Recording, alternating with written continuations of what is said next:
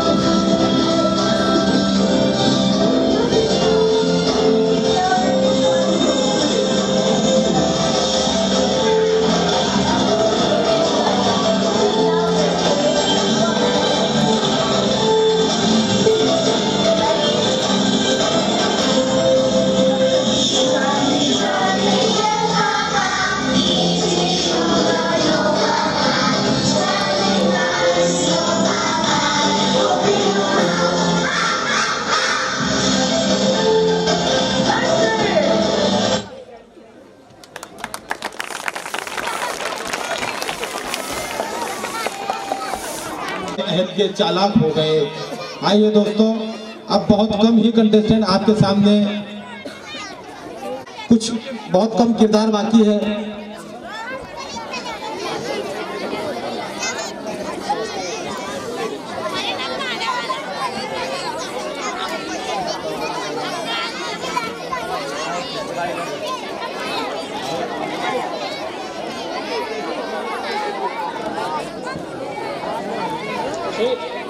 पीछे वाले हजरात से गुजारिश करता हूं कि कुर्सियों के ऊपर खड़े ना रहे,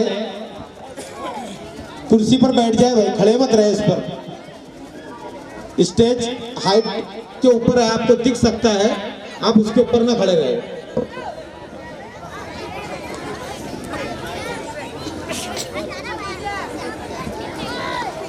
जो सिंगल एक्टिविटी आपके सामने हो रही है, उमेरा बी शेख हफीज, ये भी मैथ के सिलेबस का एक हिस्सा है। ये बच्चे आपके सामने नंबर्स, जो मैथ गिनती होती है वो रीड करेंगी, वो पढ़ेंगी। गिनती नंबर्स जो है वो भी मैथ का एक बहुत ही अहम हिस्सा होता है। तो उमेरा बी शेख हफीज आपके सामने नंबर प्रेजेंट करेंगे। हेलो मेरा फातिमा जूनियर केजी नंबर 1 2 3 4 5 6 7 8 9 10 1 1 11 1 2 12 1 3 30 1 4 40 1 5 50 1 6 60 1 7 70 1 8 80 1 9 90 2 0 20 2 1 21 2 2 22 2 3 23 2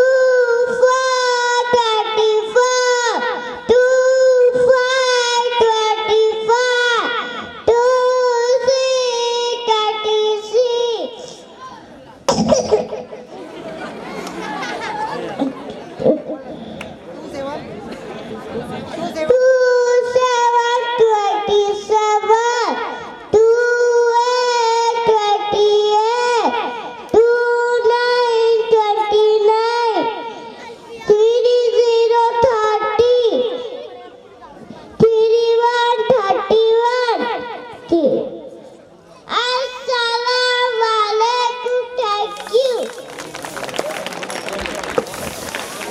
4 साढ़े हौसला देखिए मैडम कि उसका परफॉर्मेंस 30 तक खत्म हो गया, मगर उसकी ख्वाहिश थी कि इसके आगे भी और सुनाऊं।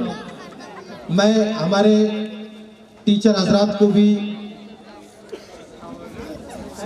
विलास भाई हमारे जो साउंड सिस्टम वाले हमारे शहर की नामवर हस्ती है, विलास भाई, इनकी तरफ से 50 रुपए का इनाम इस बच्ची के लिए आया जो बच्ची ने परफॉर्मेंस किया अभी।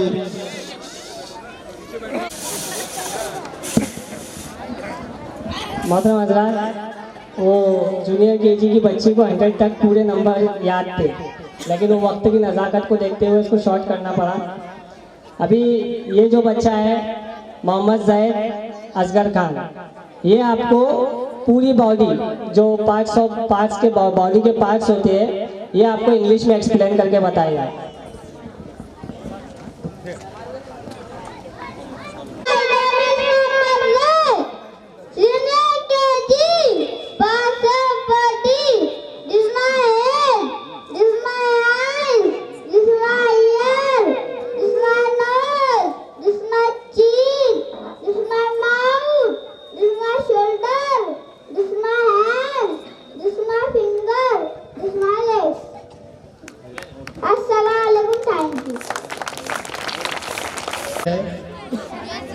अब अगला चौथा सवाल मैं आपके सामने रख रहा हूं। मेरा चौथा सवाल है कि वो क्या है जिसे एक बार खाकर आप दूसरी बार नहीं खाना चाहते? वो क्या है जिसे आप एक बार खाकर दूसरी बार नहीं खाना चाहते?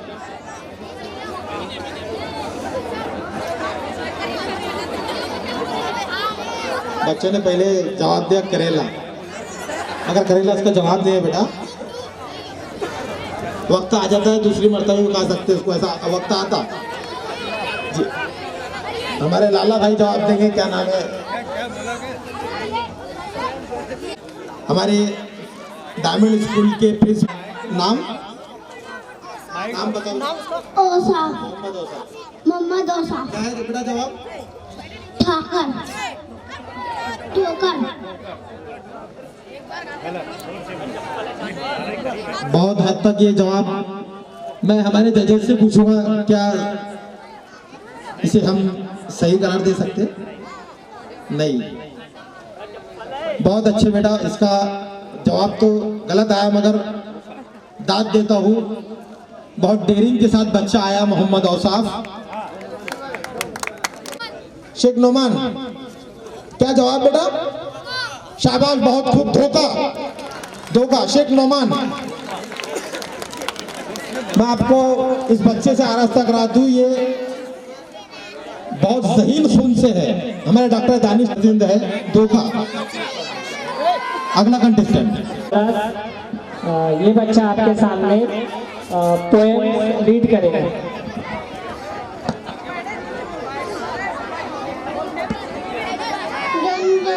Papa, it is gonna Papa. Tell us no Papa. Hasan Wali Mohammad Akhtar.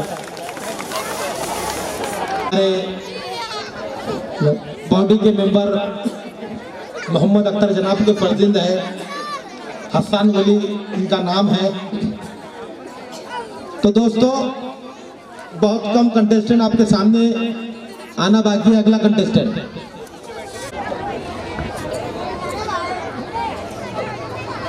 Hello, my name is Farhan. Junior KG. A for apple, B for ball, C for cat, D for dog, E for elephant, F for fish, G for gun, I for ice cream, J for joker, K for kite, L for lion, M for monkey, N for nose, O for orange, P for parrot, Q for queen, R for rabbit, S for sun, T for tiger, U for umbrella, V for van, W for watch, X for X-ray, Y for yak, Z for zebra.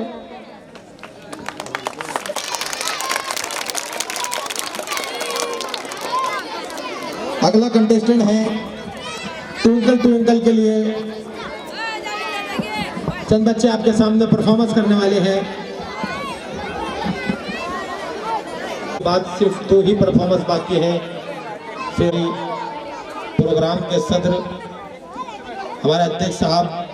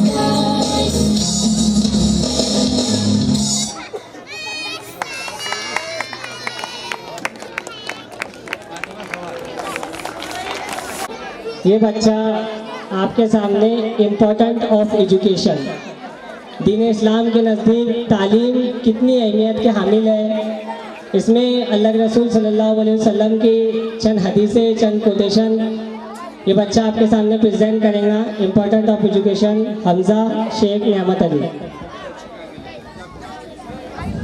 Hello, my name is Hamza, senior KG. हजात अस्सलाम वालेकुम। ए अल्लाह का नूरे जो सल्लम ने फरमाया इला आशिक का चीन क्यों ना जाना पड़े। जो सल्लम ने फरमाया इन मुसलमान को खयाल किया है इला आशिक करना बेहद जरूरी है। अस्सलाम वालेकुम, अल्लाह हाफिज़। Thank you.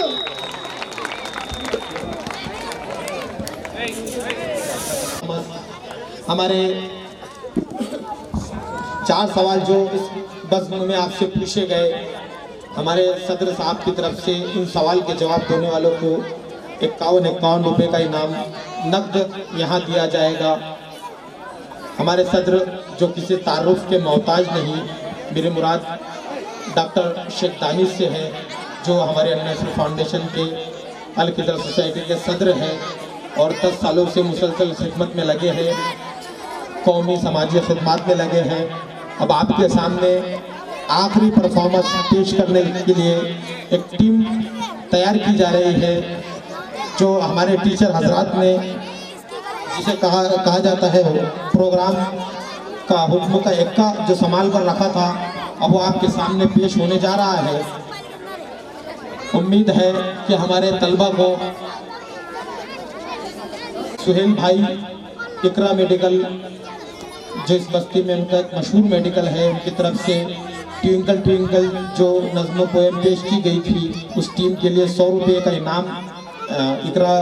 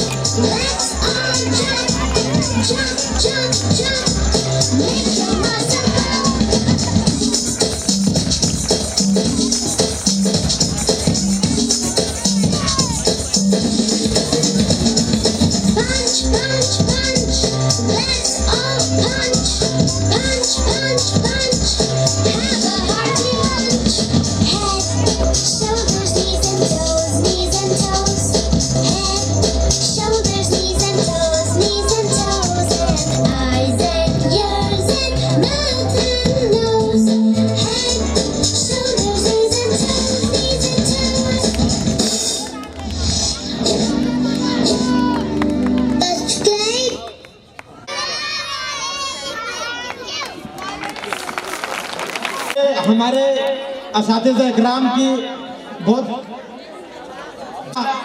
समंदर तलाश कर रहा, जिसे जो मिले तुझे वो घर तलाश कर, और लोगों से पूछने का कोई फायदा नहीं, जो राय हक मिले वो रहबर तलाश कर। ये मेरे असातिज़ा इकराम की नजर शेर था। आइए दोस्तों, इस प्रोग्राम को दो मिसरे बोलकर मैं आपको डॉक्टर दानिश साहब के रूबरू कराऊंगा कि जब भी मिलता है अंदाज जुदा होता है, जब भी मिलता है तो अंदाज जुदा होता है, चांद 100 बार भी निकले तो नया होता है। डॉक्टर दानिश साहब।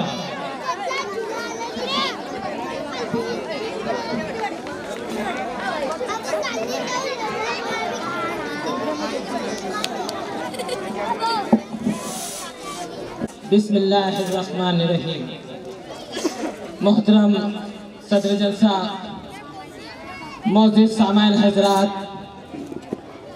मेरी माएँ बहनें और इस प्रोग्राम में आए हुए तमाम ही मेहमान, अस्सलाम वालेकुम। मैं इस शेर से अपनी बात शुरू करता हूँ कि वक्त से पहले ही कई हादसों से लड़े हैं, वक्त से पहले ही कई हादसों से लड़े हैं, हम अपनी उम्र से कई साल बड़े हैं। अल्हम्दुलिल्लाह हमारी सोसाइटी पिछले कई सालों से, तकरीबन 10-12 सालों से इस गांव में काम कर रही है, अलग अलग क्षेत्र में काम कर रही है, अलग अलग विभाग में काम कर रही है, लोगों के मसले मसाइल के ऊपर काम कर रही है। हर बार हमने जो भी काम किया उसके लिए एक नारा रखा। जैसे पिछले दिनों हमने एक बैंक खोली तो उसका नारा था हमारा महिला बचत मुक्त फैजपुर।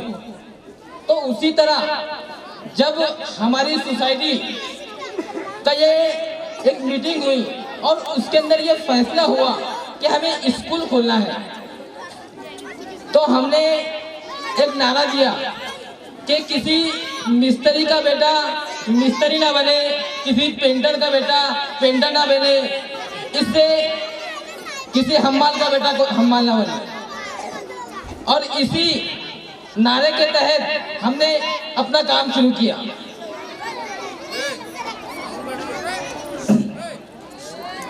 और हमारा पहला काम यह हुआ कि हमने एजुकेशन फील्ड में स्कूल खोलने का प्रोग्राम बनाया। जब हमने सोचा कि किसी मिस्त्री का बेटा मिस्त्री ना बने, किसी हम्माल का बेटा हम्माल ना बने, तो ये कैसे पूरा होगा कि ऐसा ना हो, तो हमने सोचा कि हम एक ऐसी स्कूल खोले जिससे अच्छी शिक्षा दी जाए, अच्छा माहौल बने, बच्चे आगे जाए और कुछ बनकर आगे बढ़े। आप इस इलाके के अंदर जानते हैं कि ये गरीब तबका है और तहानगर भी, हजीरे में भी कई गरीब लोग हैं, मगर हम देखते आ रहे हैं कि हमारे में बदलाव कुछ नहीं आ रहा है। और अगर हमें हमारे समाज में, हमारे माहौल में अगर बदलाव लाना है तो हमें तालीम पे जोर देना होगा। तालीम हमारी जिंदगी का एक अहम मकसद हो गया है। तो हमने देखे कि एक मिस्त्री दिन भर धूप के अंदर, छाव के अंदर, बरसात में, ठंडी में काम करता है और 300 रुपये रोज कमाता है, 400 रुपये रोज कमाता है, जब जाके उसका घर चलता है। मगर ये सिलसिला क्या हमेशा रहेगा? क्या पेंटर का बेटा हमेशा पेंटर बनेगा? क्या हम्माल का बेटा हमेशा हम्माल बनेगा? क्या टीचर का बेटा हमेशा टीचर बनेगा? क्या डॉक्टर का बेटा हमेशा डॉक्टर बनेगा? तो हम इस रिवाज को खत्म करने के लिए निकले। हमने सोचा कि जब बाप मिस्त्री था तो कोई मिस्त्री काम गलत नहीं है, मिस्त्री काम बहुत अच्छा है, मगर हर इंसान की ख्वाहिश होती है, एक डॉक्टर की ख्वाहिश होती है कि मैं BOMS डॉक्टर हूँ, मैं सादा जनरल डॉक्टर को पेशेंटों को चेक करता हूँ तो मेरा बच्चा MBBS बने। तो इसी तरह मिस्त्री लोगों की भी ख्वाहिश है कि मैं मिस्त्री था, मेरा बच्चा टीचर बने। कोई टीचर की ख्वाहिश है कि मैं टीचर हूँ, मेरा बच्चा डॉक्टर बने। कोई डॉक्टर है तो वो सोचता है कि मेरा बेटा कलेक्टर बने, मतलब मुझसे ऊपर जाए। हर बात की ये ख्वाहिश रहती है कि मेरा बेटा मेरे से ऊपर जाए। आप भी चाहते हैं कि नहीं? तो हमने ये स्कूल खोलने का इरादा किया। अब जब ये स्कूल खुली तो माशाल्लाह आप खुद देख रहे हैं कि यहाँ पर बच्चों ने कैसा परफॉर्म किया। तो स्कूल के अंदर हमारा मिशन 10 साल है और हमने सबसे पहले पेरेंट्स लोगों को जमा करके, और मैं यहाँ भी बता दूं कि हमने बच्चों के बेसिक चीजों पे काम करना शुरू किया। जैसे आप जानते हैं कि मैं यहाँ पर हिंदी में आपसे गुफ्तगू कर रहा हूँ तो आपको कुछ समझ में आ रहा है, मगर आप के सामने मैं अगर इंग्लिश में गुफ्तगू करूँ तो तकरीबन 10 मिनट के अंदर यहाँ से पूरा मजमा गायब हो जाएगा। इसकी वजह ये है कि आपको इंग्लिश नहीं आती, या आप में से तकरीबन 90% तक के लोगों को इंग्लिश नहीं आती। मतलब कि इंग्लिश नहीं आने की वजह से आप बोरियत महसूस करेंगे। क्या महसूस करेंगे? बोरियत, कि यार क्या चल रहा है इंग्लिश में, डॉक्टर साहब क्या बोल रहे हैं, तो आप बोरियत महसूस करेंगे। तो हमने देखा कि जब बच्चा पहली में जाता तो चले जाता, टीचर लोग पढ़ाते हैं, वो देखते हैं कि पढ़ रहा है बच्चा। वो दूसरे में जाता, ना समझ रहता, पढ़ रहा है नहीं पढ़ रहा है, जा रहा है नहीं जा रहा है, इस पर किसी का ध्यान नहीं रहता है। मगर पहली, दूसरी, तीसरी, चौथी, पांचवी के बाद बच्चा 10 साल का हो जाता है। और 10 साल के बाद बच्चे को कुछ समझने लगता है दुनिया। अभी तो मासूम था, 10, 11, 12, अब ये दुनिया में घुस रहा है बच्चा। क्या घुस रहा है? दुनिया में जा रहा है। तो दुनिया में जब जाता है तो उसको स्कूल बोल लगती है। वजह कि उसका पहली बोगस, दूसरी बोगस, तीसरी बोगस, मतलब कि पहली, दूसरी, तीसरी में इसके ऊपर मेहनत नहीं हुई, मतलब कि इसका बेसिक क्लियर नहीं हुआ, बेसिक नहीं बना। जिस तरह किसी घर को बनाना है तो उसका पाया मजबूत होना चाहिए। पाया मजबूत रहेगा तो हम पहला ताल डाल सकते, दूसरा ताल डाल सकते, तीसरा ताल डाल सकते, उसके ऊपर मारे एक के ऊपर एक ताल चढ़ा सकते।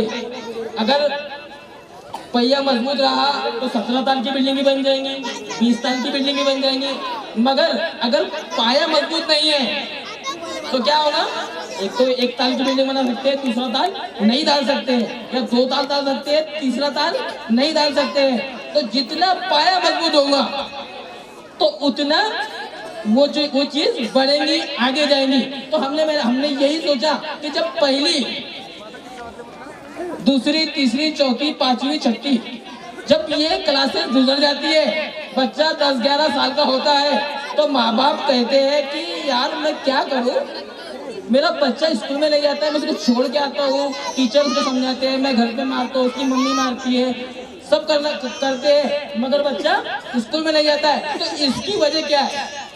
इसकी वजह ये थोड़ी है कि आप उसको नहीं लेके आते या टीचर वहाँ नहीं पढ़ा रही, नहीं, वो 11-12 साल का हो गया, उसको पिछला मतलब पहली, दूसरी, तीसरी, चौथी, पांचवी, छठी, सातवीं, यहाँ तक कर प्राइमरी एजुकेशन सही नहीं मिलता, मतलब उसका पाया मजबूत नहीं होता, और पाया मजबूत नहीं है तो आगे उसको बोरियत महसूस होती है। जिस तरह मैं बता रहा था आपको कि आपको अगर इंग्लिश में बात करूंगा तो आपको बोरियत महसूस होगी, तो उसी तरह अगर बच्चे का पाया मजबूत नहीं रहा, वो पहली में मजबूत नहीं रहा, दूसरी में मजबूत नहीं रहा, तीसरी में, तो वो आगे चल के क्या होता है, छठी सातवीं तक जाता तो सही है, फिर बाद में पांचवी छठी के बाद ढोंग करता है, मेरे को नहीं जाना है, मेरा पेट दुख रहा, मतलब अलग अलग तरीके से बहाने बनाता है।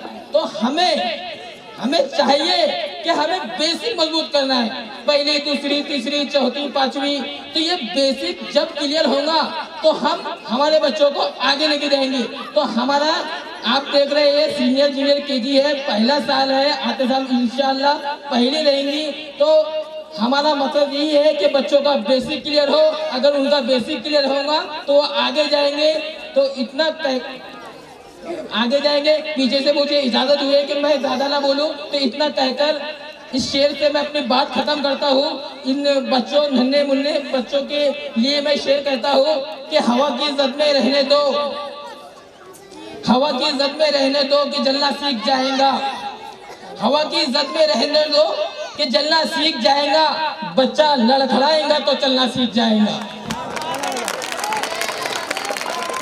मेरे दोस्त डॉक्टर दानिश साहब जिनकी बहुत काविशें है इस शहर के अंदर, मुझे एक शेर याद आया कि हक परस्तों की जो भी इनकी मेहनतें शुरू है, जो इनके मिशन है, जो इनके मकासद है, उसकी नजर एक शेर याद आया कि हक परस्तों की जहाँ राय शुमारी होगी, हक परस्तों की जहाँ राय शुमारी होगी, सबसे पहले वहाँ आवाज हमारी होगी, और तोल कर देख अजमत के तराजू में इसे, हमारी चादर तुम्हारी दस्तार पर भारी होगी।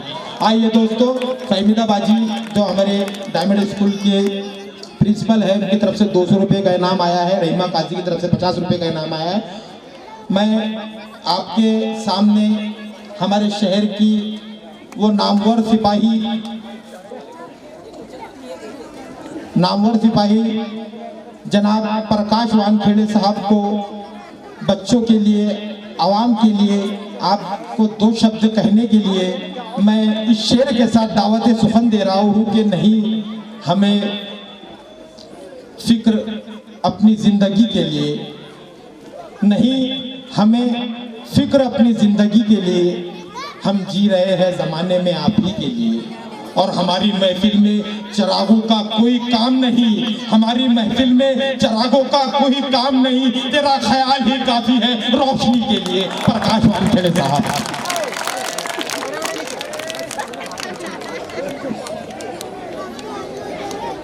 आज के अल नसर फाउंडेशन के APJ doctor Abdul Kalam school के एनिवर्सरी फंक्शन के अध्यक्ष सैयद अल्ताफ सर जो जलगांव से आए हैं, ये संस्था के सब पदाधिकारी, यहाँ पे उपस्थित सब मान्यवर, ये प्रोग्राम में जिन्होंने भाग लिया, ये सब स्टूडेंट के सब पेरेंट्स और सुनने वाले, आज यहाँ पे ये स्कूल के तरफ से जो जूनियर केजी और सीनियर केजी के बच्चों ने जो परफॉर्मेंस दिया वो बहुत बढ़िया परफॉर्मेंस दिया। ये उम्र में अपन बहुत बड़ी उम्र होने के बाद भी अपन स्टेज पे परफॉर्मेंस नहीं कर सकते, 2 बात लफ्ज़ नहीं बोल सकते, तो नन्हे मुन्ने बच्चों ने इतना अच्छा परफॉर्मेंस दिया, उनके लिए बहुत शुभकामनाएं देता हूँ। सबसे बढ़िया कि एजुकेशन के लिए आगे आना, ये बात जितनी अच्छी है, जितनी ठीक है, उससे भी आगे लाना, ये बात बहुत बढ़िया है। ये संस्था ने बच्चों को इंग्लिश मीडियम के लिए जो प्रोत्साहित किया है, जो गरीब समाज के गरीब लोगों के लिए जो स्कूल चालू किया, इंग्लिश मीडियम स्कूल चालू किया, वो बहुत इसकी बात है, बहुत अच्छी बात है। स्कूल में बच्चा आता है, उसको इंग्लिश का ज्ञान होना, नॉलेज होना बहुत ज़रूरी है, क्योंकि अभी कंपटीशन का ज़माना है। कंपटीशन के ज़माने में इंग्लिश मीडियम में का एजुकेशन होना बहुत ज़रूरी है। ये संस्था ने ये बच्चों को कम से कम फीस लेके ये पढ़ाई का जो ध्येय रखा है वो ध्येय के लिए उनको सैल्यूट है। और ये मौके पर जो भी पेरेंट्स है, पेरेंट्स को एक दरख्वास्त है मेरी कि अपने बच्चों पर ख्याल रखना बहुत ज़रूरी है, क्योंकि अब ज़माने में जो अपने फ्रेंड सर्कल होता है वो फ्रेंड सर्कल कैसा होता है, अपने बच्चों के कौन फ्रेंड्स है वो अपने को मालूम होना चाहिए। पिछले ज़माने में हम जब छोटे थे तब अपने पिताजी 7 बजे 6 बजे अपने गांव में घूमते रखते थे, घूम के देखते थे कि बच्चा अब तक घर पे नहीं आया। अभी तो 11-12 बजते, 10 के बाद भी बच्चे चौक में बैठे हुए दिखते। तो मैं इस बात पे आपको सबको मैं आह्वान कर रहा हूँ कि अपने अपने बच्चों पे ख्याल रखो, और अपना बच्चा 7-8 बजे तक घर पे नहीं आया तो डंडा लेके बाहर निकलो और अपने बच्चे को घर पे लाओ। इसके वजह से कि अपने जो बच्चों पे अपना जो संस्कार रहते हैं वो संस्कार अच्छे होते हैं, उसको पढ़ाई को बिठाओ। अभी कंपटीशन का ज़माना है, अभी यहाँ पे ठीक है एडमिशन मिलता है, अपने गांव में गांव के स्तर पे एडमिशन देते हैं, लेकिन बड़े बड़े सिटी में एडमिशन के लिए लाइन लगाना पड़ता है, उसमें एग्ज़ाम देना पड़ता है, उसमें एग्ज़ाम में पास होना ज़रूरी होता है, तब जाके इंग्लिश मीडियम में और कोई बड़े स्कूल में एडमिशन मिलता है। यहाँ पे ये संस्था ने अपने यहाँ फैसिलिटी अवेलेबल कर दिया है, इसके वजह से अपने को एक पढ़ाई करने को मिल रहा है, तो इसका अवश्य लाभ लीजिए। और कंपटीशन में टिकना ये ज़रूरी है, इसलिए अपने माँ बाप ने, पेरेंट्स ने बच्चों पर ख्याल रख के उनकी से पढ़ाई लेना ज़रूरी है। आज यहाँ पे ये कार्यक्रम में हमको बुलाया, हमारा सत्कार किया और ये कार्यक्रम का आनंद लेने का हमको अवसर दिया, इसलिए सब ये संस्थान के सब पदाधिकारी का हम शुक्रगुजार है। और आगे अपने संस्था को आगे दिनों दिन ऐसी तरक्की करना चाहिए और तरक्की के लिए शुभकामनाएं देता है। जय हिंद, जय महाराष्ट्र। शुक्रिया सर। आइए दोस्तों, मैं आखिरी सवाल हमारे सदर साहब के स्पीच से पहले एक आखिरी सवाल मेरा इस प्रोग्राम की एक कड़ी रह चुकी थी, वो आपके सामने पेश करना चाहता हूँ। मेरा 5वां और आखिरी सवाल है कि कलीम उल्लाह किस नबी को लक़ब मिला है? कलीम उल्लाह किस नबी को लक़ब मिला है? बेटा नाम बता दो आपका। मोहम्मद उमरैन। जवाब? सलाम। शाबाश, बहुत, एक जोरदार ताली बजा दो। दूसरी बात कि अगर हमारी स्कूल में अगर आप हजरात अपने बच्चों का दाखिला करवाना चाहते हो तो अभी से आपका नंबर और आधार कार्ड बच्चों का वह स्कूल में जमा करा दे तो बेहतर होगा। तो आइए दोस्तों, हमारे इस प्रोग्राम की आखिरी कड़ी हमारे सदर साहब और आप सदर साहब की स्पीच के बाद सदर साहब के और API वानखेड़े साहब के हाथों से बच्चों को मेडल मिलेंगे, इनामात मिलेंगे। तो आपसे गुजारिश है कि आप कहीं ना जाए सदर साहब की स्पीच के बाद। आइए हजरात, मैं हमारी जलगांव शहर की नहीं बल्कि हमारी उम्मत मुसलमान को ऐसी शख्सियत पर फख्र करना चाहिए। मेरी मुराद सैयद अल्ताफ हुसैन साहब से, अल्ताफ अली साहब से है, जिन्होंने मोटिवेशनल ट्रेनर ऑफ इंडिया राष्ट्रीय पुरस्कार प्राप्त संसद भवन नई दिल्ली भारत। दोस्तों, और भी कुछ ज्यादा अवार्ड एजाज आपकी शख्सियत को हमारा देश दे चुका है, वो हमें भी पता नहीं। अगर हम लिखने पर आ जाए, बहुत फख्र की बात है हमारी कौम के लिए कि हमारी कौम में भी ऐसे नायाब गौहर मौजूद है। आइए दोस्तों, मैं शेर के साथ मैं हमारे सदर साहब सैयद अल्ताफ अली सर को शेर के साथ दावत सुखन दे रहा हूँ कि गुजरती है जिनकी जिंदगी उजालों की तरह, गुजरती है जिनकी जिंदगी उजालों की तरह, उन्हें याद करते हैं लोग मिसालों की तरह। गुजरती है जिनकी जिंदगी उजालों की तरह, उन्हें याद करते हैं लोग मिसालों की तरह, और ऐसे इल्म वालों को कभी मौत नहीं आती, ये जिंदा रहते हैं किताबों में हवालों की तरह। सैयद अल्ताफ हुसैन साहब, अल्ताफ अली साहब।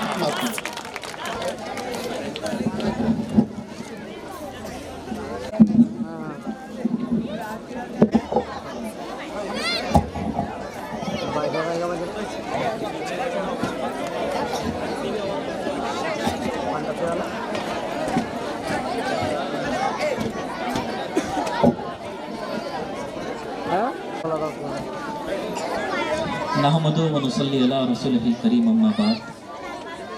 फ़ौज़ बिल्लाहि मिनश शैतानिर रजीम, बिस्मिल्लाहिर रहमानिर रहीम।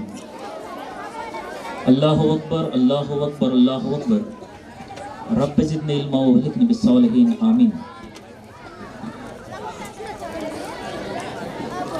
अल्लाह के नाम से शुरू, जिसके कब्ज़े में हम सब की जान है।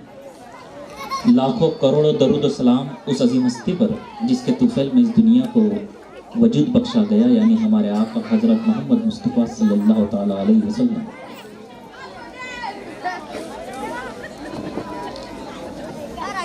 कौन कहता है इन्हें बागे इरम दे दीजिए, कौन कहता है इन्हें बागे इरम दे दीजिए, इल्म देकर इन्हें जीने का भ्रम दे दीजिए, और इससे अच्छा कोई तोहफा नहीं बच्चों के लिए, घर में तलवार ना हो तो कलम दे दीजिए।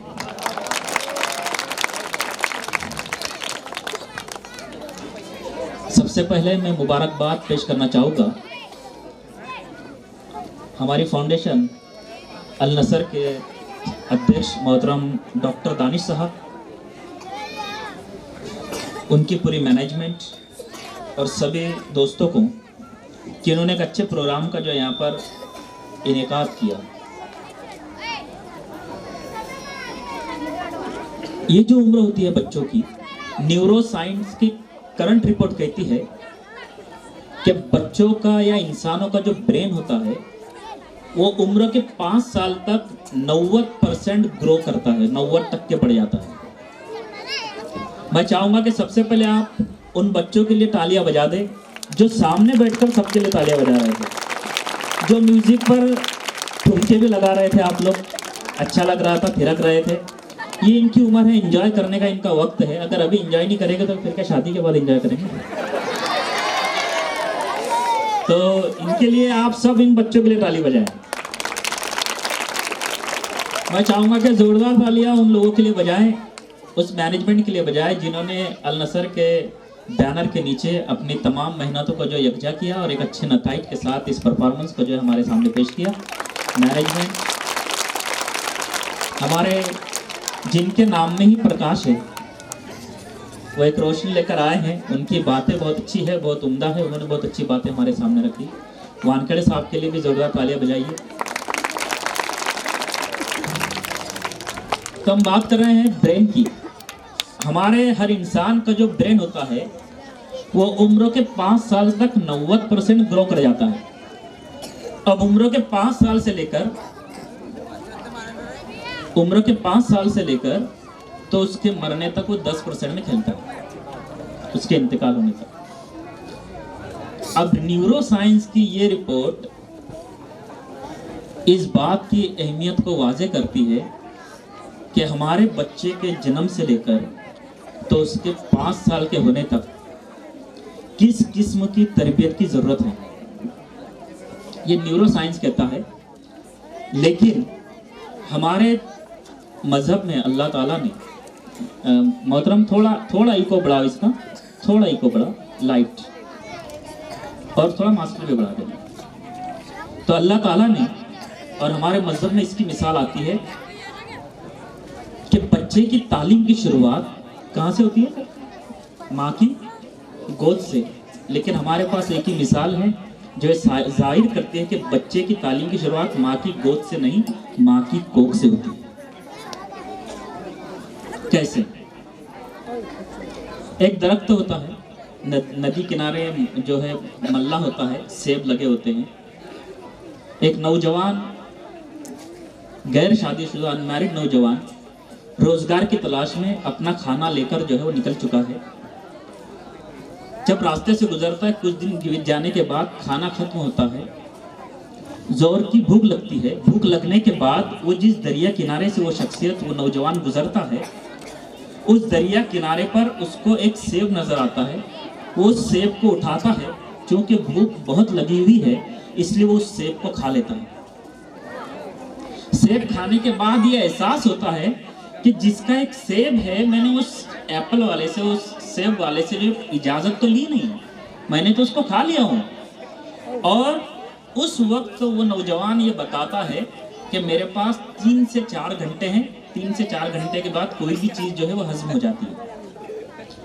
इसलिए जिम में जब हम लोग जाते हैं तो जिम मास्टर, जिम गुरु ये कहते हैं कि खाना खाने के 4 घंटे बाद ही आना, बराबर। तो उस वक्त ये कौन सा नौजवान है आपको पता चलेगा कि नौजवान जो ये सोच रहा है कि 3 से 4 घंटे में सेब हजम हो जाएगा, इससे पहले कि सेब खून बन जाए मैंने इस माली से मिलना चाहिए, उससे माफी मांगनी चाहिए ताकि ये खून हराम का खून ना बने।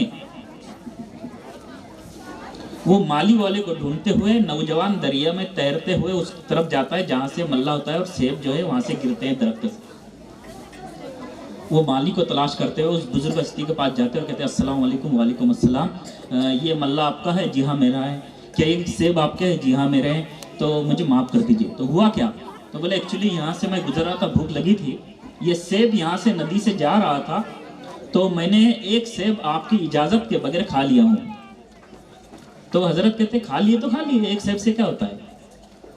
हम अगर रास्ते में चलते हैं और चलते चलते किसी से एक कहा कि भाई एक ज़रा केला दे दो टेस्ट के लिए, तो दे देता है वो। तो वो मालिक कहता है कि खा लिए तो खा लिए, कोई फर्क नहीं पड़ता। नहीं, बोले मुझे आप माफ़ कर दो।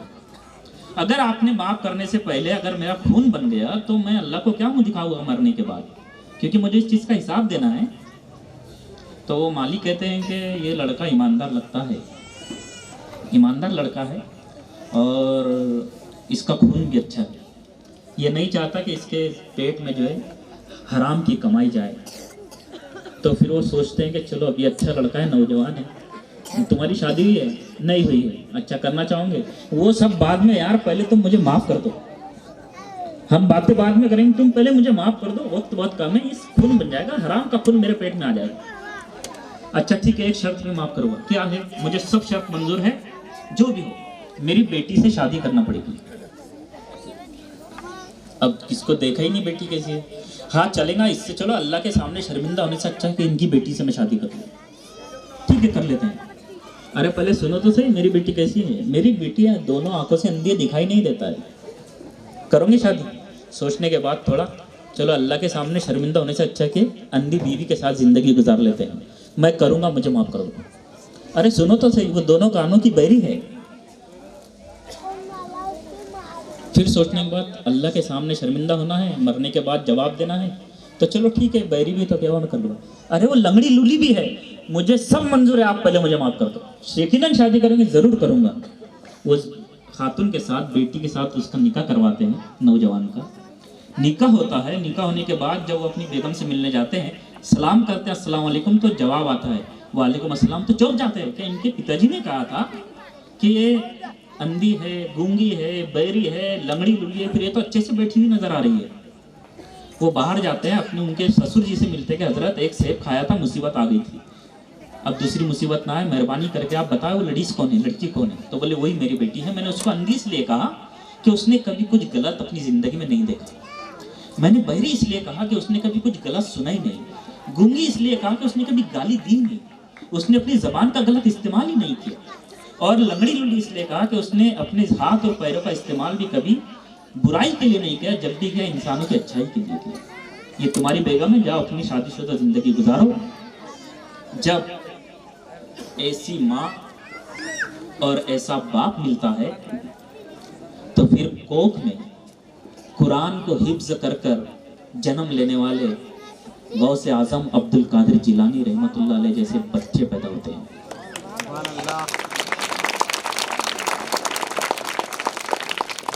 इसका क्रेडिट खास करके माओ को भी जाता है और उन वालिदैन को जाता है, उन वालिद को जाता है जो अपनी हलाल कमाई अपने बच्चों को खिलाते हैं। इसलिए अल्लाह ताला ने कहा कि पढ़ो पढ़ो अपने रब के नाम से। लेकिन पढ़ने के बाद एक सवाल ये पैदा होता है, प्रकाश जी मेरे जहन में एक सवाल आता है कि पढ़ना क्यों है। जब मैंने इस पर थोड़ी रिसर्च की, कुछ स्टडी की, तो मुझे पता चला कि इल्म जो है, एजुकेशन जो है, वह इंसान को जानवरों से अलग करता है। It makes the difference between human being and animals.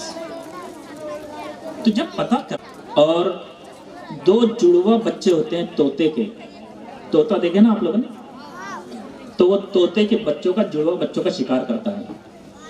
पहले बच्चे को इधर एक घर होता है, जाता है वहां एक घर में बेच देता है। वो कराम को, जिन्होंने नन्हे मुन्ने बच्चों की अच्छी तैयारी की और इस उम्र से उनको एक दिशा, सही दिशा देने का जो है वो कोशिश कर रहे हैं, उन तमाम वालिदैन को जो अल नस्र की APJ Abdul Kalam English medium school में बच्चों को सिखा रहे हैं, इंग्लिश मीडियम जरूर रखिए, लेकिन भारतीय संस्कृति, इस्लामिक संस्कृति को अपने साथ रखिएगा, उसको खोने मत दीजिएगा। वरना फिर होता यह है कि फिर जब इंग्लिश मीडियम ज़्यादा ओवर होता है तो फिर बच्चों को पालने के लिए पालना घर खोलने पड़ते हैं, और जब बच्चा बड़ा हो जाता है तो उनके माँ बाप के लिए वृद्धाश्रम खोलने पड़ते हैं। ऐसी नौबत नहीं आनी चाहिए। अपने बच्चों को अच्छी तालीम दीजिए, बेहतरीन तालीम दीजिए, और जो बच्चों ने यहाँ पर परफॉर्मेंस दिया है, मैं वादा करता हूँ अल नस्र को और APJ कलाम के इंग्लिश मीडियम स्कूल के पूरे स्टाफ को कि आपको जब कभी भी कहीं भी मेरी ज़रूरत पड़ेगी, इंशाल्लाह मैं आपके साथ हूँ। मैं आपका पूरा ताउन करूँगा और उम्मीद करूँगा कि तमाम लोग उनका ताउन करें। मैं इस गैदरिंग के मौके पर अपना गीत एक बच्चों को सुनाना चाहूँगा, क्योंकि इसमें गीत हुआ ही नहीं। तुम हो आशा, पढ़ो ना पढ़ो ना, पढ़ो ना, लिखो ना लिखो ना, लिख लो ना। ये गीत बड़ा है, लेकिन शॉर्ट करते हुए सुनाऊंगा कि बच्चों ने कहा और गवर्नमेंट को आवाज लगाई कि पढ़ाने के लिए टीचर भी तो चाहिए, कोई ना कोई चाहिए इल्म सिखाने वाला, कोई ना कोई चाहिए राह दिखाने वाला। दिलो जलताएंगे तालीम पर पढ़ते ही जाएंगे, शाम सहर मेरे यारा। है स्कूल मेरी मंजिल, है मेरा ये ठिकाना, मैंने तैयार सीखा तालीम से दिल लगाना। उर्दू का मैं दीवाना, हिंदी का परवाना, अंग्रेजी आए तो फिर कदमों में हो जमाना। कोई न कोई चाहिए इल्म सिखाने वाला, कोई न कोई चाहिए राह दिखाने वाला। इसलिए गवर्नमेंट ने अब पोर्टल के through without any corruption doctor Solanki साहब मेहनत कर रहे थे बच्चों के पीछे, इनको सबसे पहले हमारा श्रेय जाता है।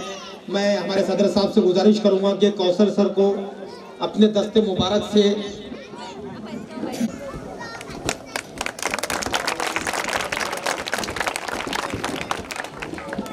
इनको, इनके हाथों से बच्चों को रिजवाना, डॉक्टर हमारी स्कूल के टीचर रिजवाना मैडम, इनको सादे का नाज डॉक्टर दानिश की अहलिया, इनके हाथों से रिजवाना मैडम को मेडल पेश किया जाएगा। आपकी अहलिया सादे का नाज के दस्ते मुबारक से हमारी रिजवाना मैडम को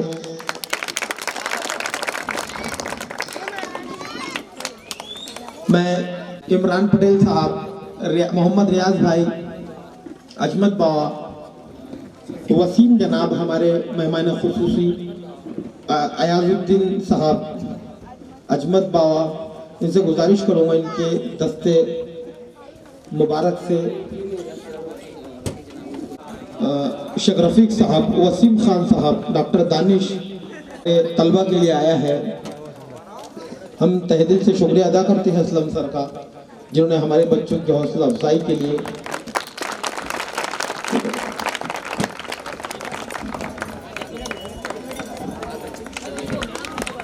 हमारे शहर की नामवर हस्तियां मुदस्सर नजर साहब शायद चले,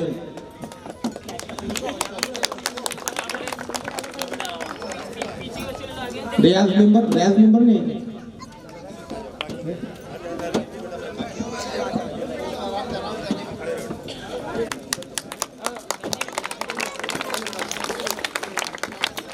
रियाजुद्दीन भाई आप भी आइए।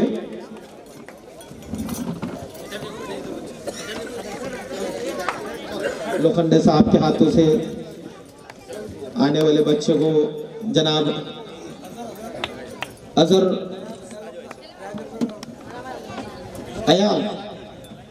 अयाल स्टेज पर आ जाए।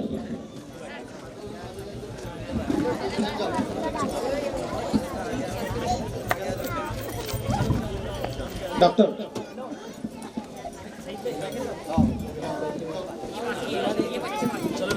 हमारे शहर की फेसबुक शहर की नामवर हस्ती जनाब विलास साहब जो पिछले 20-25 सालों से हमारे हर प्रोग्रामों में, दीनी प्रोग्रामों में, दुनियावी प्रोग्रामों में मुसलसल खिदमत अंजाम दे रहे हैं। इनकी बेतोड़ मेहनत से लब्बैक कहते हैं हमारी कोई भी आवाज को।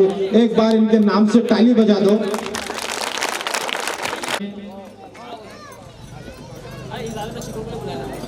कौसर सर मेडल जवाब देने वाले के लिए हमने इनाम का ऐलान किया था। पहले सवाल मुस्तफ़ा से गुजारिश करूंगा स्टेज पर आए। दूसरे सवाल में मोहम्मद हुज़ैफा। तीसरे सवाल का जवाब देने वाले तनवीर सर मेरे उस्ताद मोहतरम। और मेंबर साहब माफ कीजिएगा हारून सेठ साहब के दस्ते मुबारक से। चौथे नंबर पर मोहम्मद नोमान। मैं कलीम मेंबर साहब को गुजारिश करता हूं कि मोहम्मद नोमान की शान में। और मोहम्मद उमरैन